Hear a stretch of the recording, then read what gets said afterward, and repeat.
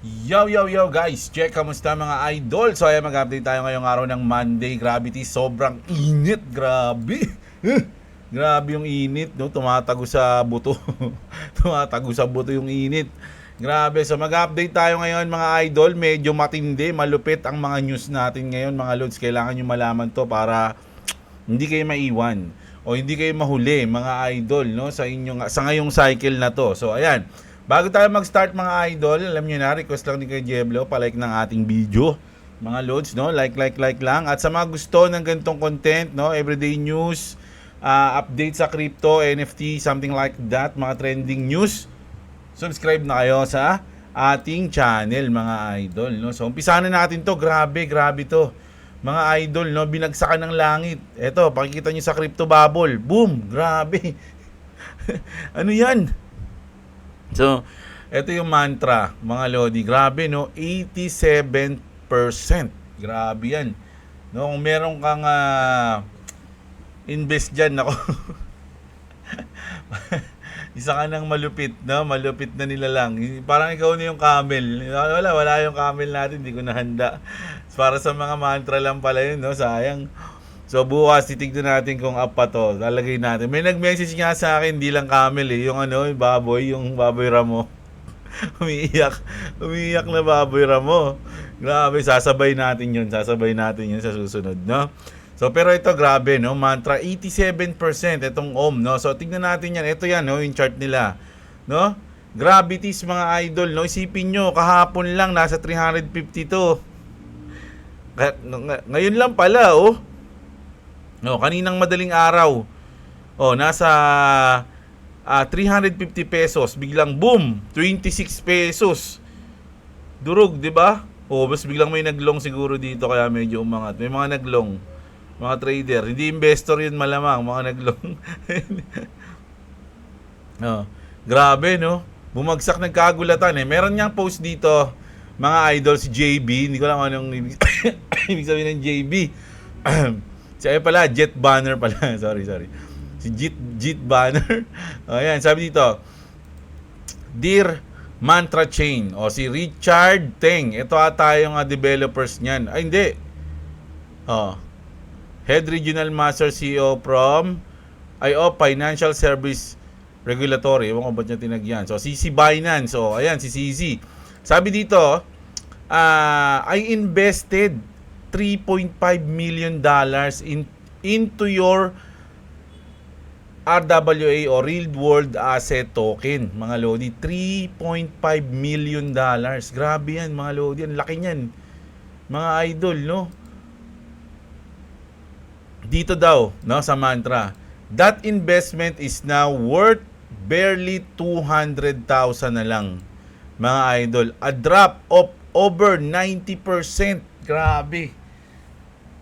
Makati yan, mga lodi. My intention was to support the future of RWAs. I conducted throughout due diligence and the supposed partnership with a leading UAE property company was a key factor in the investment decision, a claim that gave the illusion of credibility and legitimacy. So ito mga idol, no, kaya importante talaga na talagang inaaral natin yung iniimbisa natin. Tsaka ang laki nung invest niya, 3.5 million. Siguro mayaman to si JB, mga idol, no. In a niche that's meant to bring trust and transparency through real world application. It's disappointing that the biggest player can't even be trusted. So isipin niya na, mga lodi, naalala ko tuloy yung pagbagsak ng FTX tsaka ng ng Luna.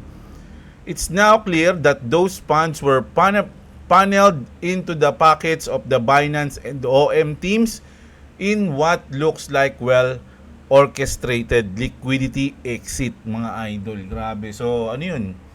Sa kanila lang daw napunta, mga lodi, no? So sa Binance and sa team down ng mantra, no? Ginawa silang liquidity exit.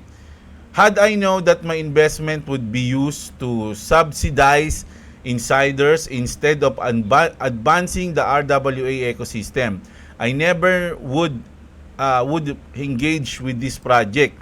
If this situation is not acknowledged and addressed, Appropriately, I will have no choice but to escalate this through formal legal channels. My crypto legal representative, si mayaman nga to si Idol, no? Will be in touch. This isn't just about failed investment, it's about accountability in a space that claims to be the future of finance. Isipin nyo mga Lodi, ano na to, kasi ito, kasi sa mga may lawyer siya, mayaman siya, ibig sabihin may mga ano na to, may mga financial advisor to. Tayo, hindi tayo financial advisor, wala tayong ganun talent mga Lodi. No? Do your own research, lagi natin sinasabi yan. Pero itong si Idol JB, kung mag-i-invest siya ng ganyang kalaki, sigurado may mga financial advisor yan, may team yan. 'Di ba? Pero nakita nyo, pati sila, 'di ba? Ganito yung nangyari, natalo sila ng 90%. So grabe, no? So dito naisip ko na sana kumbaga madaliin na yung yung law, no? Yung law natin sa crypto, mga idol. Ayun yung gusto ko talaga, mga Lodi, na mangyari. Kasi once na mapasa na yon o ilabas na yon o maaprobahan na yon, mga idol, kung ano man yung law na doon, regulated na, ma-regulate na yung mga crypto natin, doon na tayo babase, kumbaga, 'di ba? Kung ano yung mga mangyayari, 'di ba? Mababawasan din doon yung mga nang-i-scam, 'di ba? Yung mga gumagawa ng mga meme coins na nang-i-scam lang. Siyempre, kasama yun sa mga doon. Kumbaga, aaralin nila yun 'Di ba? So, ito, kung sakaling may batas na at ito lumabag yung Binance dito tsaka yung team ng Mantra, pwede sila makasuhan. 'Di ba? Pero kung wala pa, baka maligtas pa sila kung sakali, 'di ba? Kasi biglang nagpasa ng batas, kumbaga nagawa nila 'to, wala pa yung batas. 'Di ba? So, hindi natin alam mga idol pero nakakalungkot 'to, mga Lodi. Alam niyo ba yung Mantra dati, tinitignan ko rin 'yan. Para sa akin dati, good investment din yung Mantra dahil sa partnership nila mga Lodi. Tsaka yung nila, yung roadmap nila maganda rin So, takas biglang naging ganito, 'di ba? Grabe. So, kailangan mo talagang kahit na mainip na kayo. Pero magsawa na kayo kaka-update ni Kuya Jeblo sa mga coins. At least araw-araw may update tayo sa nangyayari kung saan tayo nag-invest na coins, 'di ba? Ganun yun. Hindi katulad nito. Hindi ko alam. Wala kasi akong balita dito sa Mantra. Hindi ko alam kung everyday sila may news o every week may news sila. Hindi natin alam 'Di ba? Pero grabe yan, mga Lodi. 3.5 million tapos biglang 200,000 na lang. Grabe 'di ba? Ganun kalala ang crypto, mga idol, no? So dapat talaga do your own research, lalo na kapag yung nilalagay nyo talagang gusto nyo manatili, hindi yung mawala lang. Kasi 'di ba, invest what you can afford to lose. Pero alam naman natin na kahit na afford to lose mo 'yun, masakit pa rin sa damdamin 'yun kung mawawala 'yun, 'di ba? So mas maganda aralin mo na lahat ng mga i-investan mo, 'di ba? So nakakalungkot 'to, mga Lods, no? Pero ganun talaga sa crypto. Titignan natin kung ano yung mga follow-up news dito, kung magdidemanda sila o ano ba yung gagawin ng Mantra, no? Kasi dito sa Mantra chain, for an update, the latest Mantra market movement, please refer to our latest community update from JP Mullen. Will be providing further updates in the coming hours and days. To discuss these events further, we greatly appreciate the support that we have received over the past several hours, which we believe is a testament to the strong support Mantra has among its investors and community. Remember, don't click on any links or wala na yan, parang ano na lang sila yun First off, team and I greatly appreciate it. Ba't nagpapasalamat sila, no? Mantra is fundamentally strong. Nako, kahit nasabihin nyo ngayon na strong yung Mantra, hindi natin sure kung meron pang magtitiwala kung nakita na nila yung ganitong pangyayari. 'Di ba? Parang sa FTX din, parang sa Luna din. Nakakalungkot na lang na meron pang mga, kunyari, may mga nagtatanong pa sa akin na, Kuya Jeblo, safe pa ba mag-invest sa Luna? Safe pa ba mag-invest sa FTX? Ang tanong nga doon, mga idol, ba't ka mag-i-invest doon? kung meron namang mas may magagandang ibang project, yun na bankrupt na yun eh. Kumbaga, kung sakali man, maghahabol lang yun. Baka mamaya sa inyo pabawiin yung mga talo. Di ba? So, mas maganda, pumili, maraming magandang mga project, mga loads, no? Ang maganda lang is pag-aralan nyo. Mamaya, makikita nyo, meron tayong mga update sa mga yun. No? So, ito na muna tayo. Tapusin natin, hanapin natin yung mga susunod na news dito. Sabi naman nila, magbibigay sila ng updates, mga idol, no? This coming days, no? So, abang-abangan na natin yan. Follow na natin para makita natin pag may nag-update sila. So, ito naman. Sabi dito ni B-Beck, mga idol, no? Someone just opened a 200 million long position on Bitcoin. He knows something. Isipin nyo, 200 million to, mga idol. $200 million. Ito nga, 3.5 million lang yung sa ano. Ito, 200 nag-open ng long. Diba? Ilang leverage kaya to? Mga idol, no? So, sabi niya, saan banda siya dito? Dito. Ano to, mga lodi, ha? Hindi ito yung ano, wala naman sinabi dito na kung ito yung hyperliquid whale. Hindi naman siya yon, mga lods, no? Pero yung yung sa akin kasi naka-open pa yan, mga lodi, 'di ba? Yung ito naka-open lang tong ating XRP, pero sa Bitcoin nagte-trade din tayo, mga lodi, pero mabilis lang ako doon, scalping lang. Ito iniwan ko na to kasi naniniwala ako na hindi na babalikan yung 1.6 Pero ano pa rin to, ako pa rin magdi-decide kung bigla akong kukunin. Kasi meron akong ano dito, meron akong guhit dito na bull plug Etong bull plug na to. So, kapag dito nauntog yan, mga idol, may chance pa rin na bumalik ulit yan, mga lods, no?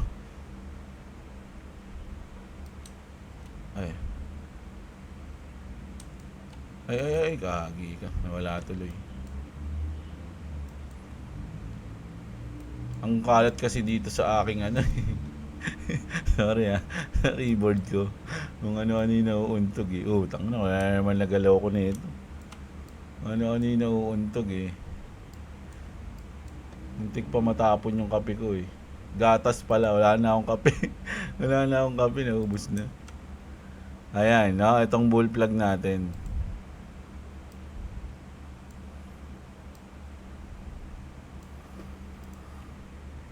So, if mauntog yan, mga idol, dito, pasensya na, magulo dito sa taas, may chance na babalik na yan ulit, mga lodi, no? So, pansin nyo, yung mga dulo, nabababaan niya, no? Nabababaan Sabihin natin na unti.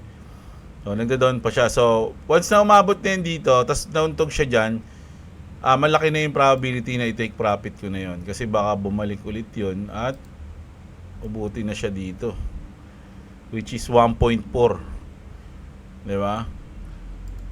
Pero kung tagusin niya, di goods. Pero kung hindi, di buds. Gawin na lang natin. Diyan ako tumitingin sa bull plug na yan mga idol So sa ngayon, meron tayong 7,800 na profit, pero nag 9,000 na nga to kagabi. Pero hindi ko kinuha dito banda, yan dito. Nag 9,000 na yun pero hindi ko kinuha, mga lods, no? So, yun lang yung ano ko dito. Pero sa Bitcoin, nagtitrade tayo, no? Lamang pa naman panalo. Kagabi nagano ako doon 4-2, panalo ng 4, talo ng 2. So, ito na yung ating kasi kumuha ako no, mga lodi, no? Humugot ako ng meron tayong 523 na XRP, mga lodi. Na? Ayun yung ating dito sa ating BitGet, 523 na XRP. Pero sa ating Trezor, meron dun. Iniipon ko lang to. Hintayin nating mag 100 yan. Pag nag 100, hatiin natin sa 5.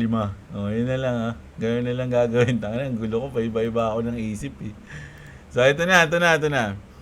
Sabi dito, mga lodi, may nagtanong kay Vitalik. Ito, makaka-apekto siguro to sa pump.fund. Sabi kasi dito, can you give an example for what you think is good social philosophy and bad social philosophy? Sabi ni Binji. Sabi ni Binji. Sumagot si Vitalik dito. Good in a different ways. Railgun, so ito good daw yan. Parcaster, Polymarket at Signal. Good daw yan mga Lodi. Ito daw yung bad, no? In different ways. Bad in different ways. Pump.pan. So bad daw yan. Terra Luna tsaka FTX mga idol, no? So ayun yung sinabi ni Vitalik dito. Sa tingin ko yung pump.pan, pag lumabas yung regulations natin diyan, mga Lodi, yung law, medyo tatamaan yung pump.pan kasi diyan madalas gumagawa ng meme coins na mga nangi-scam eh. Natatandaan niyo yung meme coins ni Hawk to a Girl. Yun, doon ginawa yun. Tsaka yung batang yung basta news natin yun eh, yung bata na biglang nagkaroon ng basta $1 million din yun eh. Tapos biglang tuwan-tuwa siya, naka-live siya nun eh sa pump.pan. Tapos bigla niyang dinump. Diba? So ayun yun mga Lodi, sa pump.pan yun. Tapos bukod dyan mga Lodi, sa mga scaman pala yung usapan natin dito. Sabi dito, new NFT trader Wylon Wilcox. Wylon Wilcox faces 6 years in prison for $13 million tax fraud on cyberpunk profits mga Lodi. So profit siya, pero hindi siya nag-tax. O kaya nga sabi ko mga idol eh, hindi naman masama yung mag-tax mga Lodi sa crypto, lalo na kung tama lang naman yung bayad mo. 'Di ba? Wag lang yung sobra kasi sa Pilipinas kasi iba yung dito eh. Pero ano yan, kasi nga, wala pa kasi yung law, mga Lodi, no? Once na lumabas na yun, doon natin. Although, eto kasi, meron na sa kanila to, bawal kasi talaga yung mga idol eh, yung hindi ka nagtatax. Bawal talaga yan. Kung natatandaan nyo, marami na tayong nabalita na nakulong sa mga hindi nagtatax na mga crypto lovers. Di ba? So, kumbaga, nagbenta siya ng 62 punks in 2021 for 7.4 million and 35 in 2022 for 4.9 million. Pleaded guilty to falsifying tax returns, underporting 8.5 million in 2021 and 4.6 million in 2022. So mga idol, no? Yung kasi yung CryptoPunk mga Lods, mahal kasi yung crypto niyan. Mga idol, isa yun sa mga pinakamahal na NFT na binibenta nung nakaraang cycle. So isipin mo, nagbenta siya nung 2021, kaputukan yan eh. Mga Lodi, yan eh, hype ng mga NFT yan. So ang laki ng pinrapit niya diyan. Tapos 2022 nagbenta rin siya. 'Di ba? So hindi siya nagbayad ng tax at yun, kulong siya mga idol, no? So, tayo magagawa dyan. Kaya nga tayo kung sakali lang, tatanong, sa bagay wala pa naman eh. Pero plano namin ni boss yun na kung sakaling mag-profit dito, ba't next cube? Magtatanong tayo sa mga financial, crypto financial genius. Tatanungin natin kung ano yung mga dapat gawin, mga idol, no? Para hindi tayo makulong. Mamaya, sesaya natin, take profit tayo, biglang makukulong ka dahil sa tax, no? Hindi ka nagta-tax, grabe ka nun, mga idol. So, kailangan natin pag-aralan na malupit yan, mga Lods, no? Pero yung pinanood ko sa inyo kahapon, di ba sabi niya nga, yung kapag nasa pangalan mo, hindi yun sa'yo. Sabi niya, di ba? Hindi pala kahapon yun, nakaraang araw pala. Kung naalala niyo yung video na yun. So, kailangan mo daw doon cold wallet, no? Tapos, pero kasi ayokong gawin yun, mga Lods, no? Hanggat maaari, mas maganda nga sumunod tayo sa batas. Kasi syempre nasa YouTube tayo. Buti sana kung hindi tayo nag-YouTube, pwede natin gawin. Kaya lang nag-YouTube tayo eh. Alam ng mga tao na nagki-crypto tayo, 'di ba? So hindi ka pwede magtago. GG tayo diyan, mga idol. Ito naman, iba na nga tayo doon. Butik yan, mamakulong pa tayo eh. 130 countries now negotiating new trade deals with the US White House says, mga idol, no? So 130 countries na yung nakikipag-usap kay Donald Trump No, pero kasama ba yung China diyan, no? Malamang hindi. Kasi nga sabi dito ni Commerce Secretary Lutnick, completely confident daw siya na si President Trump and China will work out a new trade deal. Mga idol, no? So, kahapon to, no, April 13. Pero kagabi, nagsalita yung White House. White House says Trump has no plan to speak with Chinese President Xi Jinping about tariff war. So ito, nakikipagmatigasan na sila sa isa't isa, mga idol, no? So hindi natin yan kasi may mga advisor naman yang mga yun. Tsaka may plano na to si Trump eh. Ewan ko kung anong trip nito sa China. Talagang lahat pinost niya 90 days yung tariff, di ba? Pinost niya sa lahat ng bansa, sa China lang hindi. Pero sabi naman ng China, wala kaming pakialam sa inyo. 'Di ba? Kaya namin mabuhay sa sarili naming mga paa. Sabi niya. Kami nga nagdi-distribute ng mga gamit sa buong mundo eh. O, di parang ganun 'yan. So, hintayin na lang natin kung ano maging mangyayari diyan, mga idol na. Pero sa tingin ko maapektuhan diyan yung mga businessman, mga lord sa China, no? Tapos ito naman, si Justin Sun. Ayan si Banana Man. The market cap of TRX, USDT on Tron, and USDD on Tron will all hit all-time high in quarter 2. Mark my word, sabi niya, mga Lodi. No? Maabot daw yung all-time high ulit, no, ng TRX USDT on Tron and USDD on Tron, sabi mga Lodi.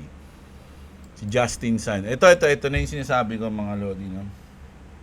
So, ito yung mga ISO coins, mga Lodi, no? Pero magbigay ng date dito na magkakaroon ng malupit na epekto, which is yung Federal Reserve July 14, sweep naman daw November 2022. So, parang sinabi dito kung ano yung mga mga specific na use, no, ng mga coins na to. So XDC, global tokenization daw 'yan. XRP, global bridge payment daw. XLM, ito yung mga ISO coins. Ito yung mga sa tingin ko lang to pero pag-aralan nyo ito yung mga good to invest ngayong cycle eh. Ito mga nasa ISO, no? So, XLM, Global P2P, HBAR, Post-Quantum, Algo, UN Education DLT, Quant, Interoperability. Ito ngayon ko lang ano ba itong SHX? Web3 Banking. O yan, ADA, Cardano yan, Self-Governance, IOTA Digital Identification. So, basahin natin to Ito yung Algo, no? Educating the masses, no? Algorand has been chosen by the UNDP to build a blockchain education program to educate UN members around the world on the application of DLT. Ito naman yung kanina, yung ano ba yung kanina? Ito ba yan? Yung SHX. Yan. HSX naman, Definity has been selected by the UNDP to enhance financial inclusion of MSEME through the use of the UTC framework built with Monetary Authority Singapore, no? Ito namang HBAR, Managed Guardian, Hedera. Guardian has been adopted by the UN through Envision blockchain for the use tracking energy data on Hedera hash graph verified by Hedera Consensus Service. So itong Quant, ganun din siya, Align Standard, XLM, Blockchain for Good, Digital Trade naman certified ang XDC. So ito yung mga coins na pwede nyong, pero pag-aralan nyo to mga Lodi, pwede nyong gusto nyo mag-invest, no? Kumbaga, ito yung reason kung ba't huwag kayong papaiwan. Ayun ba yung yung aking thumbnail, nakalimutan ko tuloy. No, ayan. So, goods tong mga to sa tingin ko. Pero syempre, huwag kayong makinig sa akin, pag-aralan nyo yan. Pero sabi nga dito ni Rob Cunningham, the internet of value is so far more profound than the internet of voice and data. Yet, the vast majority of people remain terribly unaware of the global implications that upheaval to financial services is bringing to mankind.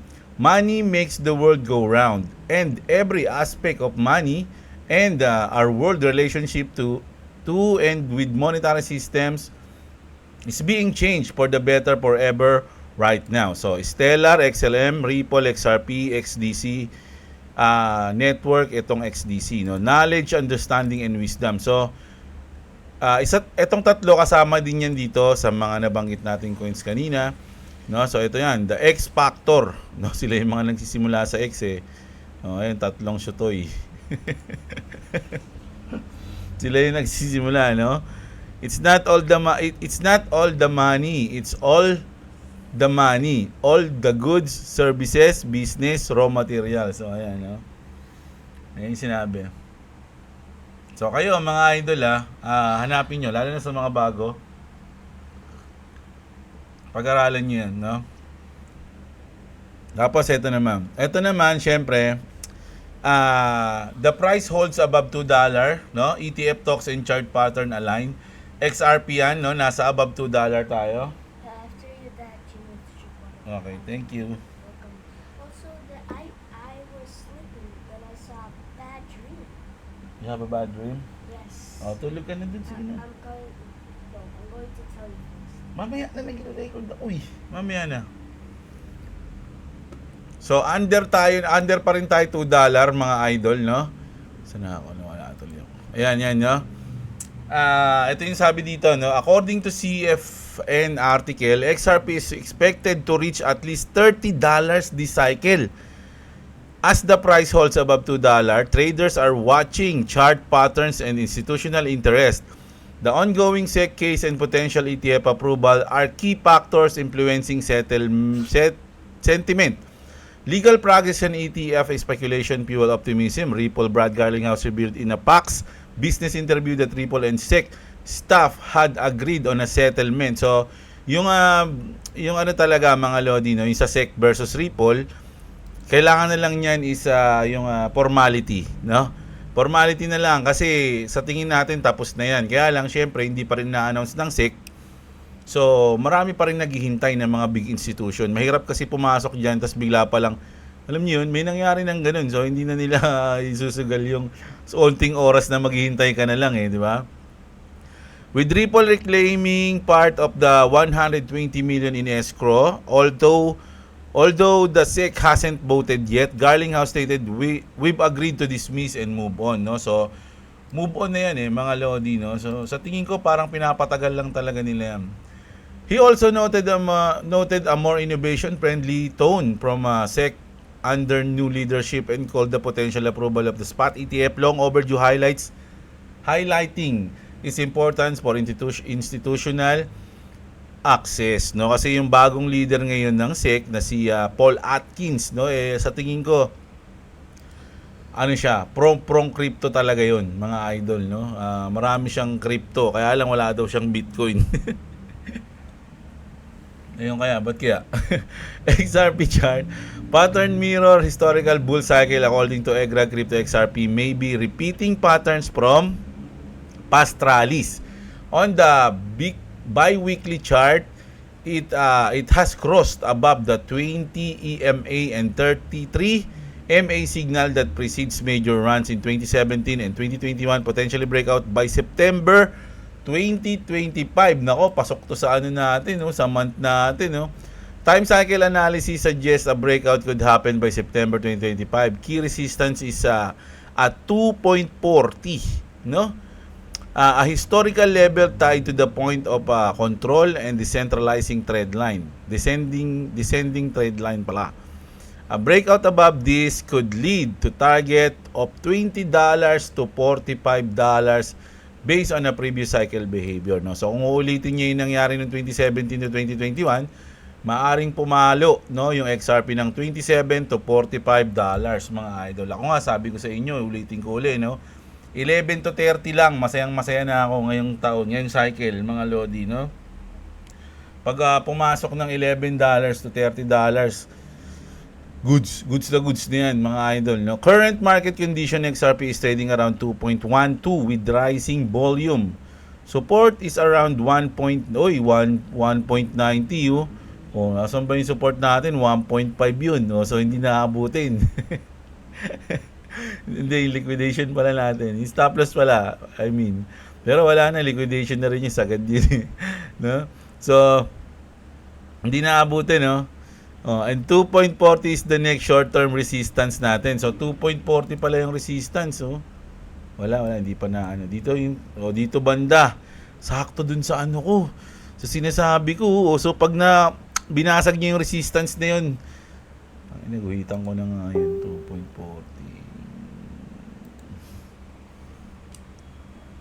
2.40. Guhitan na nga, dumadami na yung hugit ha. Ay guhit ha, ako lang nakakaintindi dyan eh. So ito mga lodi ha, yun yung resistance natin. So pag nauntog siya dyan sa resistance, sakto na rin dito sa may dulo ng bull plug natin, no? O, di ba? So pag nauntog siya dyan, ang pinaka-support niya na napapasukin is 1.90. So dito na banda yun, no? Lapit lang. Mga idol, no? Dito lang banda. Dito lang, oh. So hindi aabutin yung ating stop loss natin. So pwede ko na iwan to hanggang pagtanda ko. Lumipad na to. Lumipad na to. Pag ilang taon na, pag senior na ako, magkano yung XRP kong trade na to. Tingin nyo. No, hindi. Sa mga nagtatanong, kay Jeblo, ba't pwede yung bang iwan yan? Pwede, kaya lang kasi meron niyang bayad, no? Every 8 hours, nagkakaltas yan mga lodi ng 0.00 something yan mga lodi. Ay yung tinatawag na funding rate, na mga lodi. Basahin niyo yan, ha? So every 8 hours, so mamaya, may countdown ako. Mga lodi, pag natapos ng countdown ko, magbabawas yan sa ating margin. Ang tanong, Jeblo, paano pag naubos yung margin mo? Tumanda ka na, hindi mo pa rin. Well, kapag naubos yung margin natin, hindi yan mawawala, hindi mawawala yung trade, no? Ang babawas na siya dito na sa profit mo. Ayan, dyan na siya babawas sa profit mo, mga lodi. Shoutout kay Boss Robo, siya nagsabi sa akin nun. No, ayan, dyan na siya tawag dito babawas, hindi na dito, no? So ayun pero may chance na pero pwede mo naman dagdagan yan mga loads, no? Pwede mo siyang dagdagan kung meron kang pandagdag para hindi maubos yung margin mo. Pwede mo naman dagdagan, ganun lang po yun, no? So ayun, so matindi, no? So ito, panoorin natin to mga lodi, no? Pakinggan nyo si T-Creum CEO. Sabi niya, I like XRP, I love XRP, I wanna kiss Brad Garlinghouse. So, ayun yung sinabi niya. So, pakinggan natin. And so I like crypto. We didn't really do much with Ether. I happen to really be an XRP fan. I think that it has a good use case. I think it's very legitimate. I think that they're smart people, and I like the asset. And so when we realized crypto, there was going to be a more let's say friendly atmosphere toward crypto by the new SEC. We got to work. Filed as soon as the new SEC came, as soon as the old SEC was out of power, let's put it that way. And the 75 days went by, and we launched as soon as we possibly could, and it was a very good process. It was tough to do. We got excellent tickers, and we're here, and we're happy. Bitcoin is a store of value, and you were just alluding to what Ripple's doing. But how do you like to explain what XRP is? Just at a basic level. So it may or may not be a proper explanation, but what I tell people is that it is it's going to be used as a tool. It's a tool that's going to be used to expedite the movement of assets, primarily money, around the world, almost instantaneously. They built out the platform and the system. There are enough XRP out there and around. They have a very good dissemination plan. Everything is going to be better regulated, well regulated. They're willing to be regulated. They want to be regulated, and we've got hopefully an administration which appears to be very crypto friendly, and we're very glad about that. So I think XRP's use case is primarily the movement of money and assets around pretty quickly. Okay, so sakto yung sakto yung sinabi niya kung ano yung tingin niya sa XRP, mga lodi, saktong-sakto. Tsaka napansin ko lang, marami nang nagsasabi sa mga developers ng Ripple na mga genius sila. Hindi lang ito yung nagsabi, na ilang interview na pag tinatanong ano masabi mo sa Ripple, sa XRP, ano masabi mo? Lagi lang sinasabi mga developers, they're genius, ganyan. Lagi nilang sinasabi yung ba't kaya? Siguro matindi talaga yan mga lodi, no? Kasi na-issue pa nga dati na si David Schwartz yung isa sa mga pwede maging si Satoshi Nakamoto, yung gumawa ng Bitcoin, mga idol, no? So gravities no? Ito naman, si Pro Lawyer, Pro XRP Lawyer Fred Respoli says something big is guaranteed to happen. Naku, ang tindi na ito, guaranteed to happen. Guaranteed. No, guaranteed na yan. No? Guaranteed to happen on or before April 16. Whether it's a major filing of a bombshell settlement. No? So, ito na nga mga Lodi, April 16 daw kasi, ayun yung sinabi natin yung nakarang update natin. Mag-uusap yan mga Lodi, no? SEC tsaka yung Ripple, no? Dalawa nga lang daw yan. It's either itutuloy ng Ripple yun eh. Itutuloy ng Ripple yung kaso o magsisettle sila. Pero sabi, 99% o 90% na ang mangyayari is settlement mga idol, no? So baka nga ayan yung mangyari at big news yan mga idol, no? Sana i-announce na yun ng SEC. At pag nangyari yan, papalo yung trade ko. Yay! Pumalo yung trade natin mga Lodi, no? So ayan na, isang malupit na, abangan natin to, no? April 16, anong araw April 16 mga idol? Wednesday. Nako, Wednesday, hindi pa tumapat ng Tuesday para magla-live si Boss Robo ng ano niya, ng kanyang trading, mga idol. Hindi tayo makasabay. Hindi, pero sige, titignan natin sa bukas kung mag-live si Boss Robo. Pero Wednesday, magkakaroon ng paggalaw sa XRP. Hintayin natin kung ano mangyayari dyan. Baka mamaya paggalaw niyan, pababa, hindi pa taas, no? GG tayo. Yung mga ganitong bagsak sa mantra, yung sa trade ko na to, kung ganyan yung bagsak, wala na yan. Liquidated na ako dun, mga Lodi. If ever na ganun yung nangyari. No, ang bilis kasi nun eh. Saglitan lang, no? Durug. Mga Lodi. So, ito naman, mga idol, no? Ito naman si Navin Gupta, mga idol. Former Ripple Managing Director. Sabi niya, Ripple is not an ordinary company. We're here to make a dent in the universe. Ilang beses ko na rin narinig to. Pati si Brad Garlinghouse, sinabi niya to, no? We're going to make a dent in the universe, no? Kumbaga, ano ba dent? Tupi, no? O kaya ano bang dent, no? Parang sa kotse kasi iba eh, di ba? So, we're going to make a dent in the universe. So, ibig sabihin, historical yung gagawin nila para magkaroon sila ng dent sa universe. Di ba? So, mas maganda, kasama ka sa historical na gagawa na company, yung Ripple, di ba? Cross-border remittance is a $155 trillion problem. We solve this. Sabi niya, mga idol, no, we solve this problem. We're like Google we're like Google is for research, Ripple is for remittance. Grabe, no? Grabe yung parang mga promising ng Ripple, no? Pag magtatagumpay, grabe talaga. Sa tingin ko, sakaling magpapump yung market, yung Ripple, mabilis lang mga idol. No? Talagang, pag wala ka, may iwan ka. Ayun nga yun eh. Ganun yun. Kaya mas maganda, ngayon pa lang nagbubodega na tayo. No? Kasi, kailan ka magbubodega? Pag nakikita mong umaangat na, di ba? Ganun na. Kumbaga, mabilis lang yun. Hindi ka naman hihintayin nun eh. Dali lang, wala pa si Jeblo. Chat mo muna para bago lumipad, nakapagbodega na siya. Ganun ba yun? Hindi naman eh, di ba? So, gagalaw yan. Sabi nga nung isang content creator na pinapanood ko, magpapump yan na sa mga oras na hindi mo hinaasahan. Kumbaga yung parang siguro biglang may lalabas na bad news. Oh, nako, nag-aaway ni sa tariff na talagang nagbagsakan ng tariff si Trump tsaka si yung China. Grabe, nako, mababagsak na naman yung market natin. Tapos biglang lilipad si XRP, pum! Kasi hindi mo inaasahan na dun lilipad eh. Di ba? So, ganun yung iniisip niya lagi, no? Papalo daw yan sa mga oras na hindi mo inaasahan. No? At sabi dito ni Baba, call me Baba Kags, sabi dito mga Lodi, the important gift, ito, no? Yung gift, on the internet continues to prove this in 2025. Enjoy the show. Plans within plans, no? So, XRP, ito yung mga fiat ng mga iba't ibang bansa, USD, Euro, Japan, PHP, yan, no? So, siya yung magiging bridge, mga idol, no? Si XRP. So, ayun yung sinasabi dyan, mga idol, no? Grabe, no? So, nakakalungkot lang yung yung mga nang-i-scam pa ngayon, no? Grabe. Tsaka yung nai-scam pa, no? Kumbaga, mas maganda kasi, ba't ka may scam kung bago mo ilapag yung pera mo is pinag-aaralan mo yung mga nilalapagan mo, di ba? So, ganun lang yun. Mahirap niya.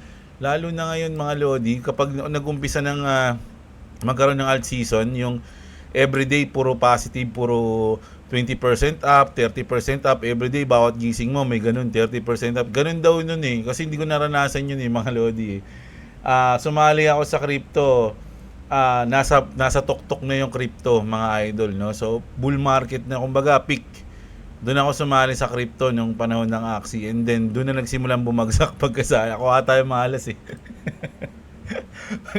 Pagkasali ko, ayun na, bumagsak na. So, first cycle ko to. First 4-year cycle ko to, mga idol, no? So, 2021, doon tayo sumalang, no? 2021, 2022 ata. Basta mga ganun.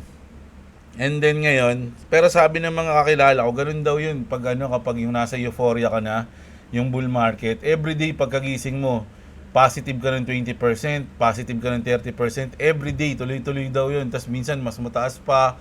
Ganun daw yun, mga Lodi, no, sa euphoria. So, hindi pa nangyayari yun. Siyempre, hintayin natin yung mga ganun, mga Lods, no. So, sana, sama-sama tayo pag nangyari yun. At ang huling news natin, tinag kasi ako. Anong masabi ko dito ng tropa kong Mongoloid? Ito kasi, mga idol, no, hinaan ko na lang hindi ko na lang lagyan ng sounds. Si Kiko, ginawan lettuce yung dahon ng saging, oh. Sabi niya, hindi ka batang 80s, 90s kung hindi mo naranasan kumain ng dahon ng saging. Yun, no, binalot sa dahon ng saging, oh. Tapos kinain. Sabi na ito ni Kuya, uy, tayo, yung ginawa mo.